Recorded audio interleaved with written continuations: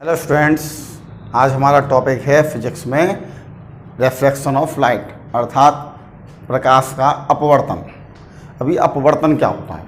आपने लाइट की एक प्रॉपर्टी पढ़ी होगी कि light travel in a straight line, मतलब प्रकाश सदैव सीधी रेखा में चलता है। लेकिन प्रकाश सीधी रेखा में कब तक चलता है? प्रकाश सीधी रेखा में केवल तब तक चलता है जब तक कि जिस मीडियम में अर्थात माध्यम में प्रकाश चल रहा है वो माध्यम ना बदले। तो यदि माध्यम बदल जाएगा तो प्रकाश का मार्ग यानी कि उसका पाथ भी चेंज हो जाएगा, और जब प्रकाश एक मीडियम से दूसरे मीडियम में जाता है तो अपने मार्ग से, अपने पाथ से विचलित हो जाता है। इस घटना को, इस फिनोमिना को हम प्रकाश का अपवर्तन कहते हैं। मतलब क्या है? जैसे यदि ये प्रकाश वायु से आ रहा है तो सीधी रेखा में चल रहा है। इस बाउंड्री के नीचे मान लीजिए जल है, तो जब प्रकाश वायु से जल में जाएगा, यहां पर इस पॉइंट पर आकर आपका माध्यम चेंज हो रहा है। जैसे ही इस पॉइंट पर प्रकाश आएगा और इससे जैसे ही अगले माध्यम में जाएगा इसका मार्ग बदल जाएगा। तो अब इस पॉइंट पर ये अपने इसकी जो वास्तविक मार्ग है वो ये है, लेकिन अब ये इस तरह से हो जाएगा इसका मार्ग, यानी कि ये प्रकाश अपने मार्ग से विचलित हो गया। इस घटना को हम प्रकाश का अपवर्तन अर्थात रिफ्रैक्शन ऑफ लाइट कहते हैं। तो प्रकाश का एक मीडियम से दूसरे मीडियम में जाने पर अपने मार्ग से विचलित होने की घटना को प्रकाश का अपवर्तन कहते हैं। देखिए, जो रे आती है उस आने वाली रे को हम आपतित किरण या इंसिडेंट रे कहते हैं। इंसिडेंट रे, आपतित किरण।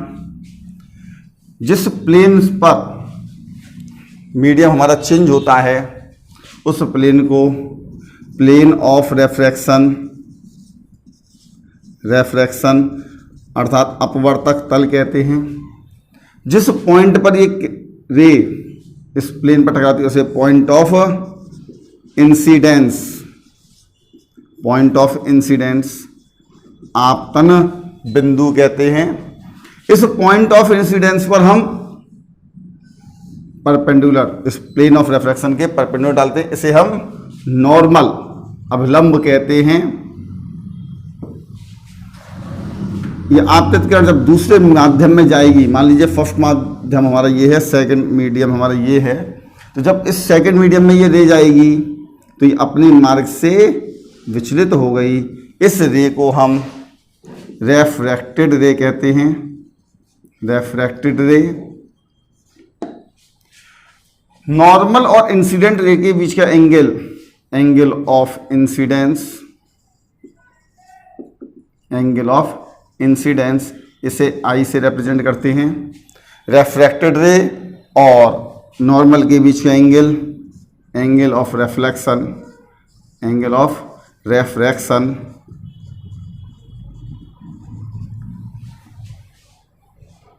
रेफ्रैक्शन, ये आपतन कोण या अपवर्तन कोण। अब इस प्रकाश के अपवर्तन के कुछ रूल होते हैं, तो इसके दो रूल हैं। फर्स्ट रूल,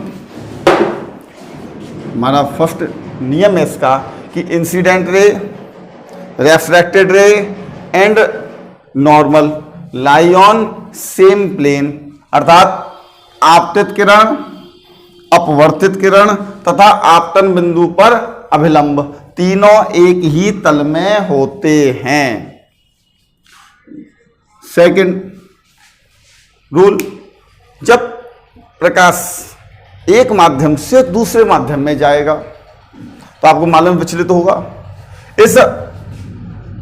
ये एंगल ऑफ इंसिडेंस और ये एंगल ऑफ रेफ्रैक्शन, तो हम कहेंगे ये आपतन कोण, अपवर्तन कोण। तो आपतन कोण की ज्या यानी कि sine of angle of incidence, आपतन कोण की ज्या साइन आई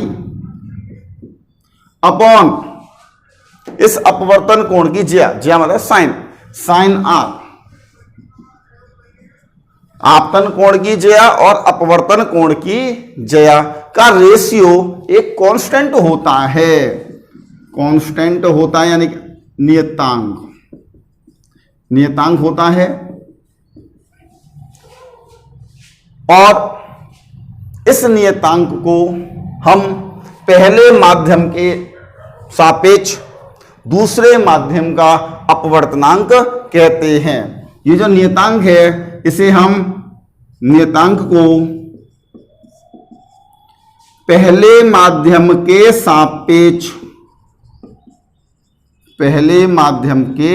सापेक्ष दूसरे माध्यम का अपवर्तनांक कहते हैं।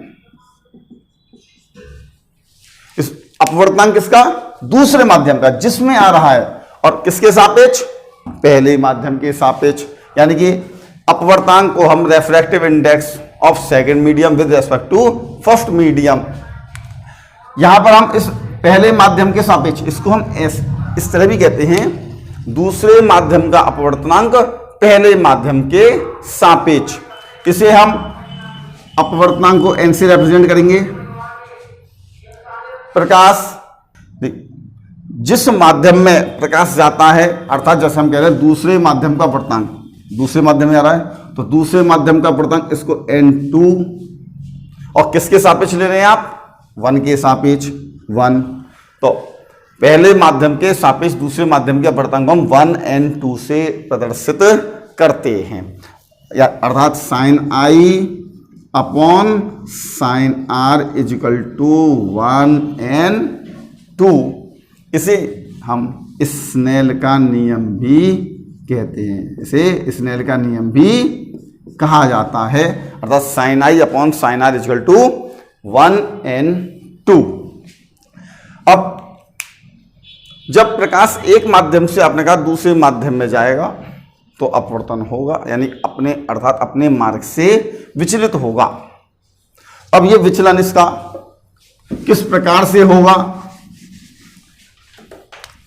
आपने सोच रहे हैं आप कि प्रकाश ही आ रहा है, इस आपतन बिंदु पर हमने अभिलंब लिया।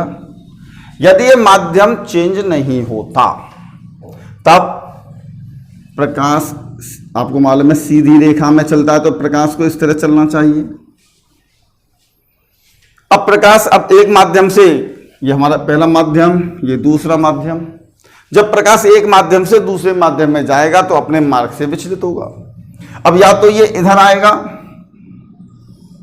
इधर की ओर, या फिर ये इधर भी हो सकता है, इन दो रास्तों में से, यानी कि अपने वास्तविक मार्ग से लेफ्ट में भी, अपने वास्तविक मार्ग से राइट में भी, किसी भी ओर झुक सकता है। यदि प्रकाश कण, चूंकि ये हमारा अभिलंब है, यदि इधर आता है तो इसे बोलते हैं अभिलंब की ओर झुक रहा है, अभिलंब की ओर, अर्थात टुवार्ड्स नॉर्मल। और यदि अभिलंब से दूर जाए,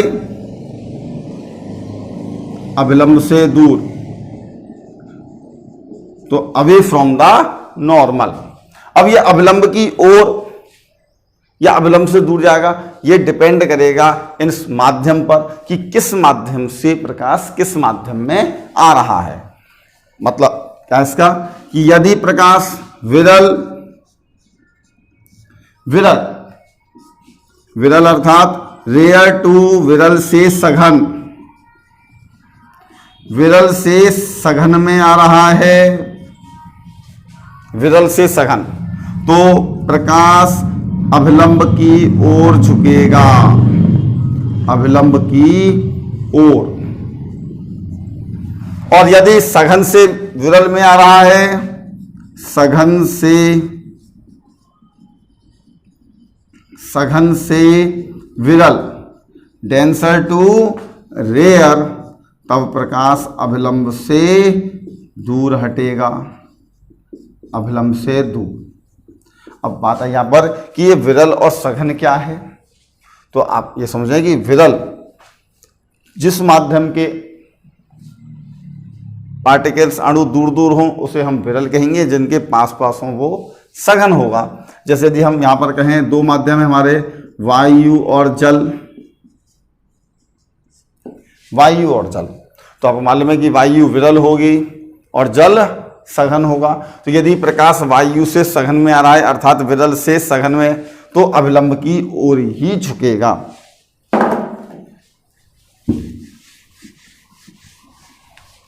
इसी में यदि प्रकाश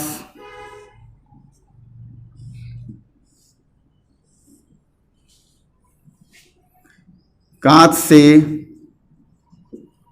वायु में आ रहा है, कांच से वायु, तो कांच और वायु में जैसा हमें मालूम है कि कांच ठोस है, वायु विरल हो गई कांच के सापेक्ष, तो प्रकाश सघन से विरल में आ रहा है और सघन से विरल में आएगा तो अभिलंब से दूर प्रकाश जाना चाहिए हम इस तरह से, लेकिन चूंकि सघन से विरल में आ रहा है तो अभिलंब से दूर होगा और अभिलंब से दूर इस तरह। तो जो माध्यम हमारा हल्का है, ये समझ लें आप, जो हल्का है वह माध्यम हमारा विरल है, जो भारी है वो सघन है, जिसका घनत्व तो कम है वो विरल है, जिसका घनत्व तो ज्यादा है वो सघन है। तो जब भी प्रकाश एक माध्यम से दूसरे माध्यम में जाए तो अभिलंब की ओर झुकेगा या अभिलंब से दूर हटेगा, ये डिपेंड करेगा कि कौन सा माध्यम सघन है और कौन सा माध्यम विरल है। किंतु जैसे आपको मालूम है, अभी हमने कहा कि जो हल्का होगा वो विरल है, जो भारी होगा वो सघन है। लेकिन यदि आप कहें कि यहाँ पर तेल और पानी, ये पानी, और आपने कहा भाई यदि हम पानी के ऊपर तेल डालें तो जनरली हमने देखा है कि पानी तेल के ऊपर तैरता है, सॉरी तेल पानी के ऊपर तैरता है। तो इससे हमें ये निष्कर्ष निकला कि इसका मतलब ये है कि पानी हल्का होता है, तेल भारी होता है। तो यहाँ पर ये तेल और ये है पानी। तो अभी हमने कहा कि भाई इस दृष्टि से देखेंगे तो तेल हमारे लिए विरल हो गया और पानी सघन हो गया, तो आप कहेंगे विरल से सघन में जाएगा तो अभिलंब की ओर झुकेगा। लेकिन ये याद रखिएगा कि तेल का घनत्व तो पानी से कम होता है, लेकिन प्रकाश की दृष्टि में जब प्रकाश तेल से पानी में जाता है तो ये अभिलंब से दूर हटता है। अर्थात तेल द्रव्यमान की दृष्टि से देखें तो तेल का घनत्व तो पानी से कम है, किंतु प्रकाश की दृष्टि से तेल का घनत्व प्रकाश की अपेक्षा अधिक है। इसीलिए कहते हैं कि तेल पानी की अपेक्षा प्रकाशिक सघन है, प्रकाश की दृष्टि में वो सघन है, क्योंकि जब तेल से प्रकाश पानी में जाता है तो अभिलंब से दूर होता है। अब हम कहेंगे भाई अभिलंब से दूर कब होता है? जब प्रकाश सघन से विरल में जाता है। तो हम कहेंगे कि प्रकाश के लिए तेल सघन है और पानी विरल है। नेक्स्ट हमारा है कि अभी आपने कहा कि जब प्रकाश एक माध्यम से दूसरे माध्यम में जाता है, पहले माध्यम से दूसरे माध्यम में जा रहा है, तो इस प्रकाश में अपवर्तन की क्रिया होती है, अर्थात इस प्रकाश का मार्ग बदल जाता है। और इसे हम कहते हैं प्रकाश पहले माध्यम से आ रहा है दूसरे माध्यम में, तो पहले माध्यम के सापेक्ष दूसरे का अपवर्तनांक कहा जाता है। यदि आपको पहले के सापेक्ष दूसरे का अपवर्तनांक मालूम है तो दूसरे माध्यम के सापेक्ष पहले का निकालने के लिए हमेशा आप 2n1 इसे कहेंगे हम पहले माध्यम का अपवर्तनांक दूसरे के सापेक्ष या फिर दूसरे माध्यम के सापेक्ष पहले माध्यम का अपर्तांक। तो 2n1 बराबर 1/1n2। फॉर एग्जाम्पल, यदि आपसे कहा जाए कि वायु एयर के सापेक्ष कांच का अपवर्तनांक 1.5 है, तो कांच के सापेक्ष वायु का अपवर्तनांक कितना होगा? तो जो अभी हमने फॉर्मूला बताया, यदि आपको एक के सापेक्ष दूसरे का मालूम है तो दूसरे के सापेक्ष पहले का निकालने के लिए उसको आप उल्टा कर दें। तो GNA बराबर 1/ANG। अब ANG की वैल्यू है 1.5, 1/1.5 पॉइंट हटाएंगे तो 2/3। तो ANG इक्वल टू 1.5 और GNA इक्वल टू 1/ANG, ये वैल्यू निकल गई। अब देखिए यहां पर तो केवल 2 मीडियम है। यदि 3 मीडियम हो, यदि आपसे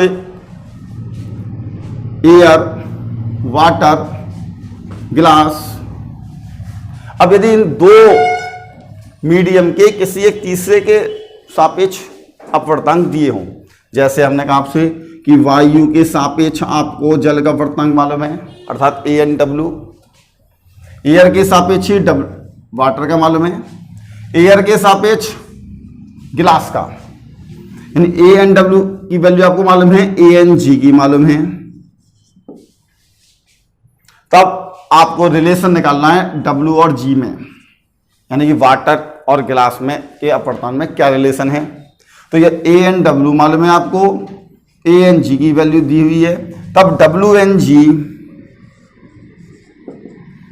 WNG की वैल्यू निकालने के लिए जो जिसका अपवर्तनांक आप निकाल रहे हैं उसका अपवर्तनांक आप ऊपर लिखे NG, जिसके रेस्पेक्ट में निकाल रहे हैं उसका अपवर्तनांक नीचे NW। अब किसके रेस्पेक्ट में दिया हुआ है? एयर के रेस्पेक्ट में, अर्थात इसको आप कह सकते हैं कि पीछे वाले माध्यम का अपवर्तनांक ऊपर लिखेंगे और आगे वाले माध्यम का अपवर्तनांक नीचे। तो WNG इक्वल टू ANG/ANW। जैसे यदि इसकी वैल्यू दे रखी हो कि ANW वायु के सापेक्ष जल का अपवर्तनांक 4/3,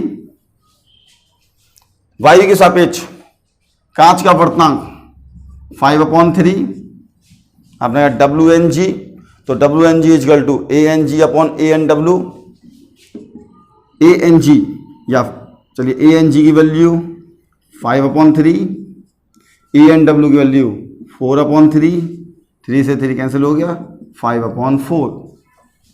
यदि यहीं पर आपसे कहा जाए कांच के सापेक्ष जल का अपवर्तनांक, तो इससे लिखेंगे GNW, तब पीछे है W वाटर, तो वाटर का अपवर्तनांक ऊपर, ANW अपॉन ग्लास, ग्लास का अपवर्तनांक नीचे, NW की वैल्यू 4/3 अपॉन 5/3, 3 से 3 कैंसिल, 4/5।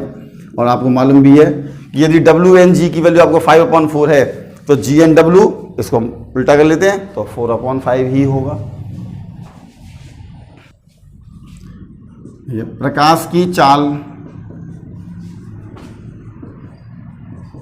तथा अपवर्तनांक में संबंध।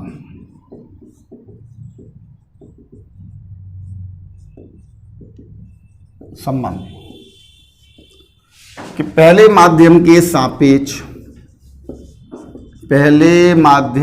सापेक्ष दूसरे माध्यम का अपवर्तनांक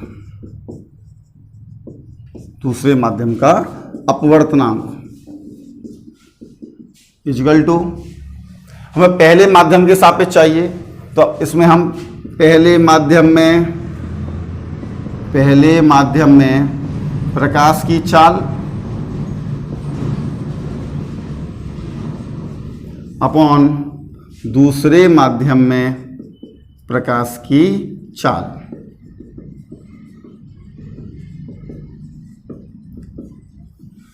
जैसे हमने कहा पहले माध्यम के सापेक्ष दूसरे माध्यम का अपवर्तनांक को हम n से रिप्रेजेंट करेंगे। पहले माध्यम के सापेक्ष जिसके सापेक्ष लेते हैं वो आगे, दूसरे माध्यम का दूसरे माध्यम का। तो 1n2 इक्वल टू पहले माध्यम में प्रकाश की चाल तो v1 upon v2, 1n2 equal to v1 upon v2। जैसे हम आपसे कहे वायु के सापेक्ष जल का अपवर्तनांक, चूंकि पहला माध्यम में वायु है तो वायु में प्रकाश की चाल ऊपर va अपॉन vw। वायु में प्रकाश की चाल को हम c से रिप्रेजेंट करते हैं, c अपॉन vw। तो vw equal to c upon anw। इसका अर्थ ये हुआ यदि किसी माध्यम में आपको प्रकाश की चाल निकालनी है, जैसे यहां पर जल में निकालनी है, वाटर में, तो वायु में प्रकाश की चाल जो होती है उसमें हम उस माध्यम के अपवर्तनांक का भाग दे देते हैं। तो vw equal to c upon anw। जैसे एग्जाम्पल लें, आपने कहा जल का अपवर्तनांक anw 4/3 है, तो जल में प्रकाश की चाल क्या होगी? आपने अपवर्तनांक दिया है और जल में प्रकाश की चाल, तो जल में प्रकाश की चाल तो vw निकालना है हमें, जल में प्रकाश की चाल। तो हमने कहा वायु में प्रकाश की जो चाल होती है उसमें उस माध्यम के अपवर्तनांक से भाग कर दें। तो प्रकाश वायु में प्रकाश की चाल 3 × 10⁸ मीटर पर सेकेंड अपॉन anw 4/3, 3 ऊपर 9 × 10⁸ अपॉन 4 2.25 × 10⁸ मीटर पर सेकेंड। इसी तरह अगला क्वेश्चन, आपने कहा वायु के सापेक्ष कांच का अपवर्तनांक 1.5 है, तो वायु के सापेक्ष कांच का Ag, तो कांच में प्रकाश की चाल निकालनी है। कांच में प्रकाश की चाल, हमने कहा वायु में जो प्रकाश की चाल है उसमें कांच के अपवर्तनांक का भाग कर दें, जबकि ये अपवर्तनांक किसके सापेक्ष दिए हों? वायु के सापेक्ष। तो वायु में प्रकाश की चाल 3 × 10⁸ अपॉन वायु के सापेक्ष कांच का अपवर्तनांक 1.5 डिवाइड कर दें 2 × 10⁸ मीटर पर सेकंड होगी। तो यदि किसी भी माध्यम का वायु के सापेक्ष आपको अपवर्तनांक मालूम हो तो आप डायरेक्ट उस माध्यम में प्रकाश की चाल निकाल सकते हैं, उस वायु में प्रकाश की चाल जो होती है उसमें उस माध्यम के अपवर्तनांक का भाग देकर। देखिए अब हमारा क्रांतिक कोण, इसे हम क्रिटिकल एंगल कहते हैं। जैसा आपने पढ़ा है कि प्रकाश जब सघन माध्यम से विरल माध्यम में जाता है तो अभिलंब से दूर होता है। जैसे यदि मान लीजिए ये सघन है और ये विरल, तो यदि प्रकाश किरण इस तरह आए और जब ये प्रकाश सघन से विरल में जाएगा तो अभिलंब से दूर जाना चाहिए इसको इस तरह से, लेकिन चूंकि अभिलंब से दूर होगा तो इस तरह होगा।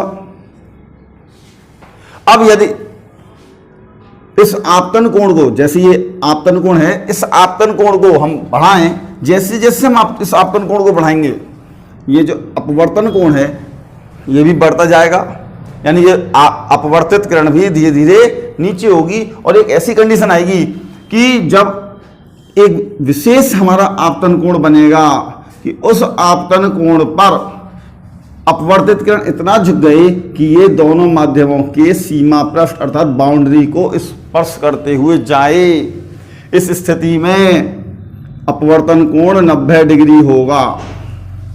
तब इस आपतन कोण को हम क्रांतिक कोण कहते हैं, क्रिटिकल एंगल कहते हैं, इसे सी से रिप्रेजेंट करते हैं। तो क्रांतिक कोण क्या है कि सघन माध्यम में वह आपतन कोण जिसके लिए विरल माध्यम में अपवर्तन कोण का मान 90 डिग्री होता है, इसे क्रांतिक कोण कहते हैं। अब प्रकाश सघन से आ रहा है विरल में, तो सघन के सापेक्ष विरल का अपवर्तनांक इक्वल टू आपको मालूम है sine i upon sine r, तो साइन सी अपॉन साइन 90 की वैल्यू 1, तो साइन सी और यदि सघन के सापेक्ष विरल का साइन सी और विरल के सापेक्ष सघन का अपवर्तनांक इक्वल टू 1/sin c होगा। ये तो अपवर्तनांक और क्रांतिक कोण में रिलेशन है। अब यदि इस आपतन कोण को हम थोड़ा सा और बढ़ाएं तब क्या होगा? यदि इस आपतन कोण को हम और बढ़ाएं क्रांतिक कोण से आगे, जैसे ये हमारा क्रांतिक कोण है, यहां पर अपवर्तन कोण 90 डिग्री, यदि इस आपतन कोण को हम और बढ़ाएं तो आप कहेंगे अपवर्तित किरण और झुकेगी और अपवर्तित किरण झुककर इसी माध्यम में आ जाएगी, अर्थात प्रकाश जिस माध्यम से चला उसी माध्यम में लौट आएगा। अर्थात यदि प्रकाश सघन से चला है तो सघन में ही आ जाएगा। इस घटना को हम पूर्ण आंतरिक परावर्तन, पूर्ण आंतरिक परावर्तन, टोटल इंटरनल रिफ्लेक्शन कहते हैं। क्योंकि परावर्तन का रूल क्या है? परावर्तन का अर्थ है प्रकाश का किसी तल से टकराकर उसी माध्यम में लौटाना। लेकिन यहां पर परावर्तन हो रहा है एक विशेष स्थिति में, क्योंकि ये परावर्तन की क्रिया दर्पण में होती है और उस दर्पण में एक पृष्ठ पर पॉलिश की जाती है और दर्पण में किसी भी एंगल पर आप प्रकाश को डालें परावर्तन की क्रिया होगी। लेकिन चूंकि यहाँ पर पॉलिश तो हो नहीं रही है तो यहाँ पर परावर्तन की क्रिया केवल तभी होगी जबकि इस आपतन कोण का मान क्रांतिक कोण से बड़ा हो। और दूसरा कि अपवर्तन हमेशा सघन से विरल में होना चाहिए। तो पूर्ण आंतरिक परावर्तन के लिए दो कंडीशन है। पहली कंडीशन कि अपवर्तन सघन से विरल में होना चाहिए और दूसरा आपतन कोण का मान क्रांतिक कोण से बड़ा होना चाहिए।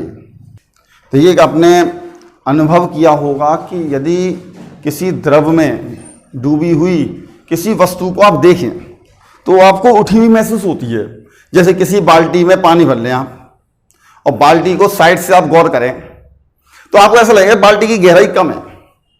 तो ये जनरली अनुभव है। ये किस कारण से होता है? इसका कारण है हमारा प्रकाश का अपवर्तन। जैसे देखिए यहां पर एक बाल्टी में हमने पानी भर लिया, हम यहां से देख रहे हैं इसकी तली पर कोई पॉइंट है, उस पॉइंट को यदि हम देखें तो देखिए इस पॉइंट से प्रकाश इस तरह आएगा और जब प्रकाश, चूंकि ये तो जल ऊपर वायु, और जब प्रकाश जल से वायु में जाएगा तो आपको मालूम है सघन से विरल में, जब प्रकाश सघन से विरल में आएगा तो अभिलंब से दूर, अभिलंब से दूर तो इस तरह हुआ। और चूंकि हमें तो प्रकाश सीधा चलता हुआ दिखाई देता है तो हमें प्रकाश सीधा चलता हुआ दिखाई देगा और हमें यहाँ पर ये पॉइंट इस जगह महसूस होगा। तो हमें ये बाल्टी की गहराई इतनी है और हमें महसूस होगी केवल इतनी। तो ये तो हो गई हमारी वास्तविक गहराई, वास्तविक गहराई, और इसे कहते हैं हम आभासी गहराई। आभासी गहराई यानी कि हमारी रियल डेप्थ और ये एपरेंट डेप्थ। इन वास्तविक गहराई और आभासी गहराई में रिलेशन है कि वायु के सापेक्ष इस द्रव का अपवर्तनांक इक्वल टू वास्तविक गहराई,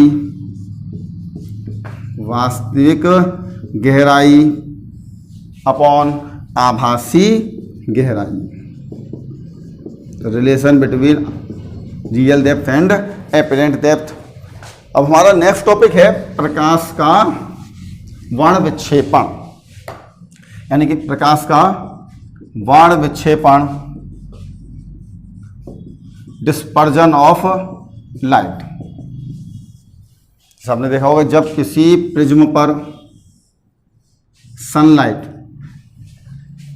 डाली जाए, सूर्य का श्वेत प्रकाश डाला जाता है, तब ये अपने 7 रंगों में विभक्त, अपने इसके जो अवयवी रंग हैं उन 7 रंगों में विभक्त हो जाता है। 1 2, ये 7 रंगों का एक क्रम है इस रंगों के इन क्रम को हम वर्णक्रम या स्पेक्ट्रम कहते हैं। 1 2 3 4 5 6 7, ये 7 रंग हैं। सबसे नीचे बैगनी, V violet, indigo, blue, green, yellow, orange, red. विवग्योर बैगनी, जामुनी, आसमानी, हरा, पीला, नारंगी, लाल। विवग्योर, ये इन रंगों का क्रम है। बैगनी, नीला, आसमानी, हरा, पीला, नारंगी, लाल के क्रम में ये रंग हमें प्राप्त होते हैं। और इन रंगों के क्रम को हम वर्णक्रम या फिर स्पेक्ट्रम कहते हैं। और इस घटना को वर्ण विक्षेपण कहा जाता है। यानी जब प्रिज्म पर सूर्य का श्वेत प्रकाश डाला जाता है तो वह अपने अवयवी रंगों में विभक्त हो जाता है। इस घटना को वर्ण विक्षेपण कहते हैं। और रंगों का क्रम आपको याद रखने के लिए विवग्योर या फिर हिंदी में बैनी, आहा, पीनाला, यानी कि बैगनी, नीला, आसमानी, हरा, पीला, नारंगी, लाल के क्रम में हमें ये रंग प्राप्त होते हैं। नेक्स्ट हमारा टॉपिक है प्रिज्म के पदार्थ का अपवर्तनांक। प्रिज्म का अपवर्तनांक। और प्रिज्म के अपवर्तनांक के लिए सूत्र आपको मालूम है कि जब प्रकाश एक माध्यम से दूसरे माध्यम में जाता है तो अपने मार्ग से विचलित होता है। अब देखिए हमने इस प्रिज्म के पृष्ठ AB पर प्रकाश किरण आपतित की। यहाँ पर जैसे ही प्रकाश किरण आएगी, यहाँ पर माध्यम चेंज होगा। हमने ये मान लिया कि ये प्रिज्म हमारा कांच का बना हुआ प्रिज्म है। जब इस पृष्ठ पर प्रकाश किरण पृष्ठ के बिंदु पर आपतित होगी तो इस पॉइंट पर आकर अब माध्यम चेंज होगा। तो यहाँ पर हम लंब नॉर्मल खींचें, अभिलंब, चूंकि ये वायु से कांच में आ रही है प्रकाश किरण विरल से सघन में, और जब प्रकाश विरल से सघन में जाएगी तो अभिलंब की ओर झुकेगी। इस तरह झुक गई। अब इस पॉइंट पर आकर फिर माध्यम चेंज होगा, फिर यहां पर लंब खींचेंगे, प्रकाश किरण इस तरह जानी चाहिए। लेकिन अब प्रकाश जा रहा है सघन से विरल में, और सघन से विरल में जाएगा तो अभिलंब से दूर हो जाएगी प्रकाश किरण। तो याद रखिए, जब किसी प्रिज्म पर प्रकाश आपतित किया जाता है तो निर्गत किरण सदैव चौड़े पृष्ठ की ओर ही झुकती है। जैसे यदि आप प्रिज्म को इस तरह ले लें, यदि आप प्रकाश इस तरह डालेंगे तो यहाँ पर चौड़ा पृष्ठ ऊपर है तो निर्गत किरण ऊपर की ओर जाएगी। प्रिज्म पर आप इस तरह प्रिज्म और आप इस तरह डाल लें हम, तब भी ये इस तरह निकलेगी। यानी कि प्रिज्म पर प्रकाश को किसी भी तरह डाला जाए, निर्गत किरण सदैव चौड़े आधार की ओर ही झुकती है। अब इस यदि ये प्रिज्म नहीं होता तो इस किरण का, जो प्रकाश किरण है, इसका वास्तविक मार्ग ये होता। लेकिन इस प्रिज्म के कारण निर्गत किरण इधर जा रही है। इस निर्गत किरण को यदि हम पीछे बढ़ाएं तो ये आप इसके वास्तविक मार्ग को इस पॉइंट पर काटेगी। इन दोनों रे के बीच में ये जो एंगल बनेगा, अर्थात ये प्रकाश किरण इस प्रिज्म के कारण इतने एंगल से विचलित हो गई। इस एंगल को विचलन कोण डेल्टा कहते हैं। और यदि इस आपतन कोण को हम बढ़ाते जाएं, इस आपतन कोण का मान बढ़ाते जाएं तो इस विचलन कोण का मान कम होने लगता है, और एक विशेष आपतन कोण पर विचलन कोण का मान न्यूनतम हो जाता है। उस न्यूनतम विचलन कोण को हम डेल एम कहते हैं, और इसे कहते हैं अल्पतम विचलन कोण। अल्पतम विचलन कोण। और यहां पर प्रिज्म कोण देखिए, इस पृष्ठ पर प्रकाश किरण आप आ रही है और इस पृष्ठ से प्रकाश किरण निकल रही है। तो हमारा आप ये दो पृष्ठ हो गए, और जिन दो पृष्ठों से अपवर्तन की क्रिया होती है, उन्हें अपवर्तक पृष्ठ कहते हैं। और इन दोनों पृष्ठों के बीच के एंगल को प्रिज्म कोण कहते हैं। प्रिज्म कोण क्या है यहाँ पर हमारा ए। तो प्रिज्म के अपवर्तनांक का सूत्र m = sin a plus del m by 2 upon sin a by 2। ये प्रिज्म के अपवर्तन का फॉर्मूला है। यदि प्रिज्म बहुत पतला हो, प्रिज्म कोण बहुत कम हो, तो यदि प्रिज्म बहुत पतला हो तो डेल m = n-1 इंटू। अभी आपने जैसा देखा कि जब प्रिज्म पर प्रकाश डालते हैं तो प्रिज्म के आधार की ओर बैंगनी कलर और सबसे ऊपर लाल कलर आता है। ये प्रिज्म, इस पर जब हम सूर्य का प्रकाश डालते हैं तो प्रिज्म के आधार की ओर बैंगनी वॉयलेट कलर और सबसे ऊपर आधार से जो दूर लाल कलर आता है। और आपको मालूम है कि प्रकाश अपने मार्ग से जितना अधिक विचलित होगा उसका अपवर्तनांक उतना ही अधिक होता है।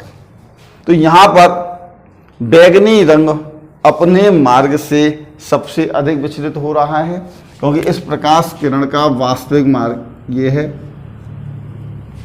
तो सबसे अधिक विचलित हुआ है बैंगनी कलर, तो हम कहेंगे बैंगनी कलर का अपवर्तनांक सबसे अधिक है और लाल रंग का अपवर्तनांक सबसे कम है, क्योंकि बैंगनी कलर सबसे कम विचलित और बैंगनी कलर सबसे अधिक विचलित हुआ है और लाल कलर सबसे कम विचलित हुआ है। तो अधिकतर पेपरों में आ जाता है कि किस रंग का अपवर्तनांक सबसे अधिक होता है, तो बैंगनी का अपवर्तनांक सबसे अधिक और लाल रंग का सबसे कम होता है। अब यहाँ पर क्रम विवग्योर, तो यदि हम बैंगनी से लाल की ओर जाएंगे तो अपवर्तनांक कम होता जाएगा। यदि इसमें 4 ऑप्शन हो, हरा, नीला, नारंगी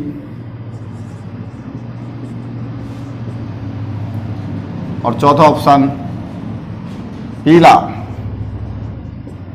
अब आपसे ये कहा यार इसमें इन चारों कलर में सबसे अधिक अपवर्तनांक किसका है, तो अब ये देखें इस बैंगनी से लाल कलर की ओर आपको मालूम है कि अपवर्तनांक घटता जाता है। तो यहाँ पर हरा ग्रीन ये कलर है, नीला ये रहा, नारंगी और पीला येलो ये रहा। तो जब हम लेफ्ट से राइट की ओर जा रहे हैं तो अपवर्तनांक घटता जा रहा है। तो सबसे अधिक अपवर्तनांक किसका हुआ, नीले कलर का। तो बैंगनी से लाल कलर की ओर जाते हैं तो अपवर्तनांक घटता जाता है और लाल कलर से बैंगनी कलर की ओर आए तो अपवर्तनांक बढ़ता है। अब देखिए यदि ये पूछा जाए कि इन कलर में सबसे अधिक चाल किसकी होती है, तो अभी आपने देखा था कि यदि किसी माध्यम में हमें प्रकाश की चाल निकालनी हो, किसी भी माध्यम में प्रकाश की चाल, तो वायु में प्रकाश की चाल में हम उसके अपवर्तनांक से भाग देते हैं। यदि हमें बैंगनी रंग की प्रकाश चाल निकालनी है प्रिज्म में, तो हम वायु में जो प्रकाश चाल होती है उसमें बैंगनी रंग के अपवर्तनांक का भाग करेंगे, और लाल रंग की प्रकाश चाल निकालनी है तो लाल रंग के अपवर्तनांक का भाग करेंगे। अब आप देखें कि इस रिलेशन से जिसका अपवर्तनांक अधिक होगा उसकी चाल कम होगी, और जिस रंग के प्रकाश का अपवर्तनांक अधिक होगा उसकी चाल सबसे कम होगी।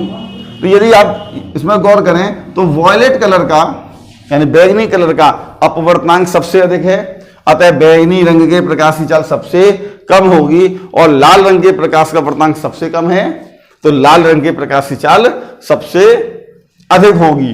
तो हम बैंगनी कलर से लाल कलर की ओर जाएंगे तो चाल बढ़ती जाएगी, और लाल कलर से बैंगनी कलर की तरफ आएंगे तो चाल घटेगी। ये अधिकतर पेपरों में आते हैं क्वेश्चन कि किस 4 ऑप्शन होंगे, किसकी चाल ज्यादा है, या फिर किसका अपवर्तनांक ज्यादा है, तो आप इससे निकाल लें। प्राथमिक रंग, प्राइमरी कलर, कि प्राइमरी कलर किसे कहते हैं? देखिए, वे कलर जो किन्हीं और रंगों के मिश्रण से प्राप्त नहीं किए जा सकते हैं, उन्हें हम प्राथमिक रंग कहते हैं। जैसे लाल, हरा तथा नीला, ये 3 प्राथमिक रंग हैं। इन रंगों को किन्हीं और रंगों के मिश्रण से प्राप्त नहीं किया जा सकता है, और इन रंगों को समान अनुपात में मिलाने पर, यानी लाल प्लस हरा प्लस नीला, इन तीनों रंगों के प्रकाश को समान अनुपात में मिलाने पर हमें श्वेत प्रकाश प्राप्त होता है। नेक्स्ट है हमारा द्वितीयक रंग। द्वितीयक रंग, सेकेंडरी कलर। सेकेंडरी कलर हमारे पास 3 प्राइमरी कलर हैं। इन 3 प्राइमरी कलर में से किन्हीं 2 प्राइमरी कलर को मिलाएं तो जो रंग प्राप्त होगा उस रंग को हम द्वितीयक रंग कहते हैं। तो हमारे पास 3 प्राथमिक रंग हैं, तो हम 2-2 करके मिलाने हमें, तो हम लाल और हरा ले सकते हैं। लाल प्लस हरा, लाल और हरे रंग के प्रकाश को मिलाने पर जो प्रकाश प्राप्त होगा उसे द्वितीयक रंग कहेंगे। हरा प्लस नीला, हरा प्लस नीला, और तीसरा बनेगा लाल प्लस नीला। इन तीनों रंगों, इन 2 प्राथमिक रंगों को मिलाने से हमें जो प्रकाश प्राप्त होगा उसे द्वितीयक रंग हम कहेंगे। देखिए, लाल और हरे रंग को मिलाने पर हमें पीले रंग मिलता है। हरे और नीले को मिलाएं तो मोरपंखी नीला, तथा लाल और नीले कलर को मिलाने पर हमें मैजेंटा कलर प्राप्त होता है। तीसरा है पूरक रंग, कॉम्प्लीमेंट्री कलर। कॉम्प्लीमेंट्री कलर, देख कॉम्प्लीमेंट्री कलर क्या होते हैं? वे 2 रंग जिनको मिलाने से हमें श्वेत रंग प्राप्त हो, अर्थात श्वेत प्रकाश प्राप्त हो, उन्हें हम पूरक रंग कहते हैं। और आपको मालूम है श्वेत प्रकाश प्राप्त करने के लिए 3 रंग हमने आपको बताए कि लाल प्लस हरा, आपको मालूम है कि लाल प्लस हरा प्लस नीला, इन 3 रंगों को जब हम मिलाते हैं तो हमें श्वेत प्रकाश प्राप्त होता है। हमने कहा अब यदि हम किन्हीं 2 रंगों को लें जिन्हें मिलाने से हमें श्वेत प्रकाश प्राप्त हो, तो वे रंग एक दूसरे के पूरक रंग कहलाते हैं। अब यहां पर पीला है, पीले में लाल और हरा तो है ही है, श्वेत प्रकाश प्राप्त नहीं, लाल प्लस हरा प्लस नीला, तो पीले में लाल और हरा हो गया, केवल क्या रह गया? नीला। तो पीले का पूरक हो गया नीला। यदि हम पीला और नीला रंग मिला दें तो हमें श्वेत प्रकाश प्राप्त होगा। इसी प्रकार यदि मोरपंखी नीला लें, मोरपंखी नीला, मोरपंखी नीला में लाल और हरा है, हरा और नीला, इसमें क्या है? लाल।